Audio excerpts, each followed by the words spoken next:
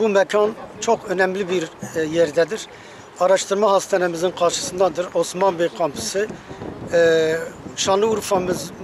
Urfa'mızın merkezinden 20 kilometre uzaktadır.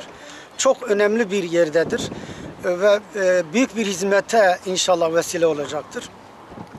Sosyal tesisleri, kültürel mahalli ve ibadet mahalli olan bu muhteşem eserde katkısı olan herkese canı gönülden teşekkür ediyorum.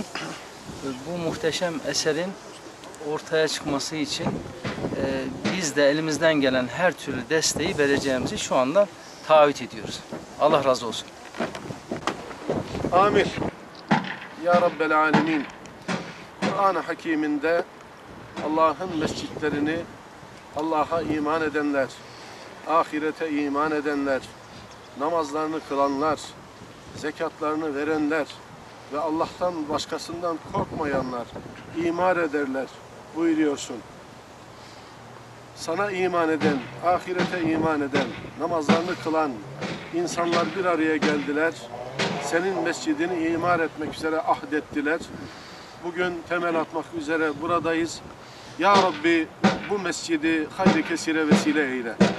Ya Rabbel Alemin bu külliyenin yapımında emeği geçenlere ve geçecek olanlara, bir taş koyanlara ve koyacak olanlara iki cihanda nusretini, yardımını, mağfiretini ver ya Rabbi. Neredesin? Çok bekleyeceğiz. Geleceğim ya. Yine.